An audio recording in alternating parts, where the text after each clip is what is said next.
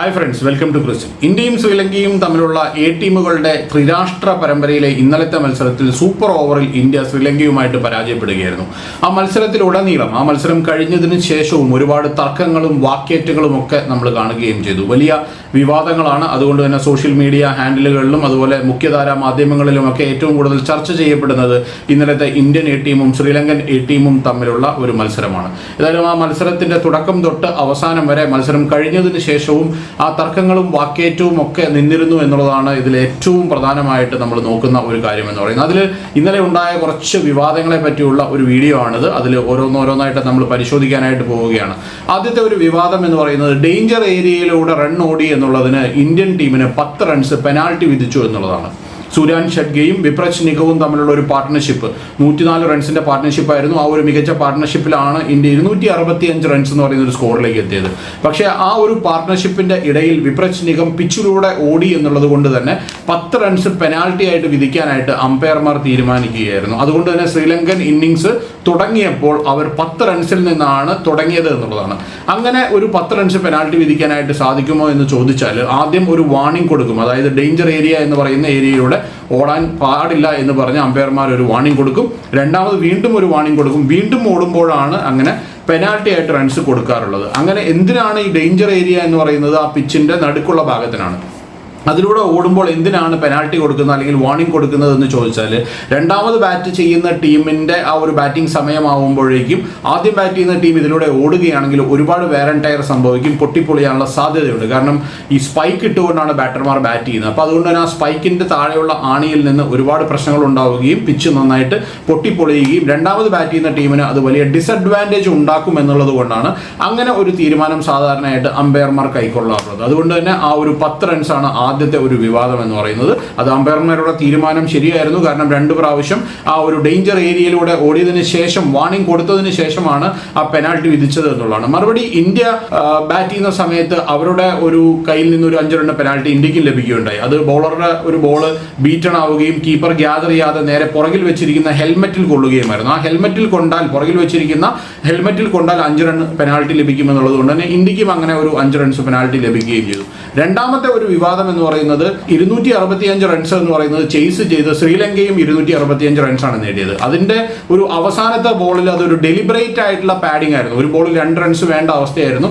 Deliberate, അതായത് ബോധപൂർവം pad കൊണ്ട് കളിക്കാനാണ് ശ്രമിച്ചത് എന്നുള്ളതായിരുന്നു ഇന്ത്യയുടെ ഒരു അപ്പീൽ എന്ന് പറയുന്നത്. പക്ഷേ അമ്പയർ അത് നിരാകരിക്കുകയും അത് 1 റൺസായിട്ട് കണക്കാക്കുകയും ചെയ്തു. കാരണം രണ്ടാമത്തെ റൺസ് ഓടുമ്പോഴാണ് അവർ റൺഔട്ട് ആയത്. നമ്മൾ ആ റീപ്ലേ കാണുമ്പോൾ അത് ആ ബാറ്റർ ഒരു ഷോട്ട് ഓഫർ ചെയ്യുന്നത് നമ്മൾ കാണുന്നുണ്ട്. അതായത് ബാറ്റർ ആ ബോൾ കളിക്കാനായിട്ട് ബാറ്റ് കൊണ്ട് ശ്രമിക്കുന്നുണ്ട്, പക്ഷേ കാലിലാണ് കൊള്ളുന്നത്. അങ്ങനെ ഷോട്ട് ഓഫർ ചെയ്ത് കഴിഞ്ഞാൽ അതൊരു ഡെലിബറേറ്റ് പാഡിങ്ങിന്റെ ലെവലിലേക്ക് വരില്ല എന്നുള്ളത് കൊണ്ട് തന്നെ അത് 1 റണ്ണ് അനുവദിക്കുകയായിരുന്നു എന്നുള്ളതാണ്.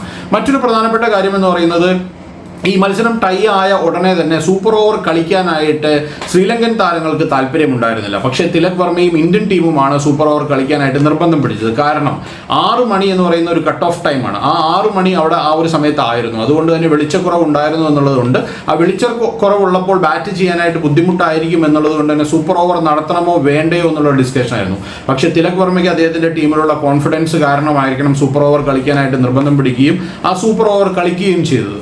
മറ്റൊരു വിവാദം എന്ന് പറയുന്നത് സൂപ്പർ ഓവറിൽ ആദ്യം ബാറ്റ് ചെയ്യേണ്ടത് ശ്രീലങ്കയാണ്. കാരണം ചേസ് ചെയ്തത് ശ്രീലങ്കയാണ്. അപ്പോൾ ആദ്യം ബാറ്റ് ചെയ്യുന്നത് സൂപ്പർ ഓവറിൽ ശ്രീലങ്കയാണ്. ആ ശ്രീലങ്ക ബാറ്റിങ്ങിന് വരാനായിട്ട് ഒരുപാട് സമയമെടുത്തു എന്നുള്ളതായിരുന്നു മറ്റൊരു വിവാദം എന്ന് പറയുന്നത്. ആ സമയത്ത് വൈഭവ് സൂര്യവംശി തിലക് വർമ്മയെ അമ്പയർ അടുത്ത് നിന്ന് തള്ളി മാറ്റുന്നത് നമ്മൾ കണ്ടിരുന്നു. കാരണം തിലക് വർമ്മ ആ സമയത്ത് വരാനായിട്ട് അവർ സമയമെടുത്തു എന്ന് പറഞ്ഞ് അമ്പയറിനോട് കംപ്ലൈന്റ് ചെയ്യുന്നുണ്ടായിരുന്നു. അതും അവിടെ ഒരു വിവാദമായി എന്നുള്ളതാണ് മറ്റൊരു കാര്യം എന്ന് പറയുന്നത്.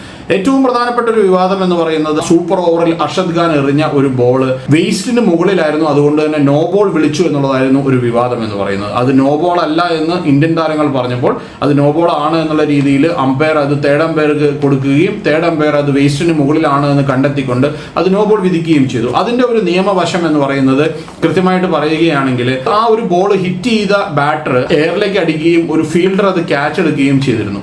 ആ ക്യാച്ച് എടുത്തു കഴിഞ്ഞു കഴിഞ്ഞാൽ അത് ക്യാച്ച് എടുത്തില്ലായിരുന്നുവെങ്കിൽ, അത് റൺസാണ് ഓടിയിരുന്നതെങ്കിൽ ഓൺ ഫീൽഡിൽ ഉണ്ടായിരുന്ന അമ്പയർമാർ അത് നോ ബോൾ വിളിച്ചില്ല എന്നുള്ളതാണ്. പക്ഷേ തേർഡ് അമ്പയർക്ക് കൊടുത്തതിന് ശേഷമാണ് അത് നോ ബോൾ ആയിട്ട് വിധിക്കപ്പെട്ടത്. അപ്പോൾ ഓൺ ഫീൽഡിലുള്ള അമ്പയർ അത് നോ ബോൾ വിളിച്ചില്ലെങ്കിൽ അതൊരു ക്യാച്ച് ആയിരുന്നത് കൊണ്ടാണ്, അതൊരു ഔട്ട് ആയിരുന്നത് കൊണ്ടാണ് തേർഡ് അമ്പയർക്ക് കൊടുക്കാനായിട്ട് ഓൺ ഫീൽഡ് അമ്പയർ നിർബന്ധിതനായത്. അത് ക്യാച്ച് അല്ലായിരുന്നുവെങ്കിൽ ഒരിക്കലും അത് തേർഡ് അമ്പയർക്ക് ആ ഒരു ഡിസിഷൻ കൊടുക്കാൻ പാടില്ല, അല്ലെങ്കിൽ കൊടുക്കരുത് എന്നുള്ളതാണ് നിയമം എന്ന് പറയുന്നത്. പക്ഷേ ഇവിടെ നേരെ മറിച്ച് അത് ക്യാച്ച് എടുത്തത് കൊണ്ടും ഔട്ട് ആയതുകൊണ്ടുമാണ് തേർഡ് അമ്പയർക്ക് ആ ഒരു ഡിസിഷൻ ഓൺ ഫീൽഡ് അമ്പയർ കൊടുക്കുകയും അത് പരിശോധിച്ചതിന് ശേഷം തേർഡ് അമ്പയർ അതൊരു നോ ബോൾ ആണെന്ന് വിധിക്കുകയും ചെയ്തത്. അതുപോലെ തന്നെ ഏറ്റവും പ്രധാനപ്പെട്ട മറ്റൊരു വിവാദം ഇന്നലത്തെ നമ്മുടെ വീഡിയോയിൽ പറഞ്ഞതാണ്. സൂപ്പർ ഓവറിൽ അവർ നേടിയ 17 റൺസ് എന്ന് പറയുന്ന ഒരു ലക്ഷ്യം മറികടക്കാനായിട്ട് ഇന്ത്യ ബാറ്റിംഗിന് വരുമ്പോൾ സൂര്യാൻഷ് ഷെഡ്ഗെയും വൈഭവ് സൂര്യവംശിയുമായിരുന്നു ബാറ്റിംഗിലേക്ക് വന്നിരുന്നത്. അതിൽ ആരാണ് സ്ട്രൈക്ക് ചെയ്യേണ്ടത് എന്നുള്ളതായിരുന്നു ഒരു ചോദ്യം എന്ന് പറയുന്നത്. വൈഭവ് സൂര്യവംശിയാണോ അവിടെ സ്ട്രൈക്ക് ചെയ്യേണ്ടത് എന്നുള്ളതാണ്. എൻ്റെ അഭിപ്രായത്തിൽ വൈഭവ് സൂര്യവംശി ആയിരുന്നു സ്ട്രൈക്ക് ചെയ്യേണ്ടത്. പക്ഷേ ഇന്ത്യൻ മാനേജ്മെന്റ് തീരുമാനിച്ചത് ഈ ഒരു മത്സരത്തിൽ സൂര്യാൻഷ് ഷെഡ്ഗെ നല്ലൊരു ബാറ്റിംഗ് പ്രകടനം കാഴ്ചവെച്ചിരുന്നു. 72 റൺസ് നേടാനായിട്ട് അദ്ദേഹത്തിന് സാധിച്ചിരുന്നു.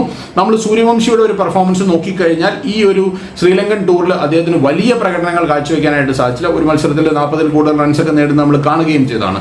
പക്ഷേ ആദ്യത്തെ ആ ഒരു 2-3 ബോളുകൾ ക്രൂഷ്യൽ ആണ് എന്നിരിക്കുമ്പോൾ വൈഭവ് സൂര്യവംശിയെ ആദ്യം തന്നെ ബാറ്റ് ചെയ്യിപ്പിക്കണമായിരുന്നു എന്നുള്ളതാണ് എൻ്റെ ഒരു അഭിപ്രായം എന്ന് പറയുന്നത്. ഏറ്റവും അവസാനത്തെ വിവാദം എന്ന് പറയുന്നത് ഒരു സെലിബ്രേഷനുമായി ബന്ധപ്പെട്ടാണ്. ആ ഒരു സൂപ്പർ ഓവറിൽ അവർ നേടിയ റൺസ് ചേസ് ചെയ്യാനായിട്ട് ഇന്ത്യക്ക് സാധിക്കാതെ പോവുകയും ശ്രീലങ്കൻ താരങ്ങൾ വലിയ സെലിബ്രേഷൻ അല്ലെങ്കിൽ വലിയ രീതിയിലുള്ള സെലിബ്രേഷൻ ഇന്ത്യൻ ബാറ്റർമാരുടെ മുന്നിൽ കാഴ്ചവെക്കുകയും ചെയ്തു. ആ സെലിബ്രേഷനൊന്നും വലിയ പ്രശ്നമില്ല.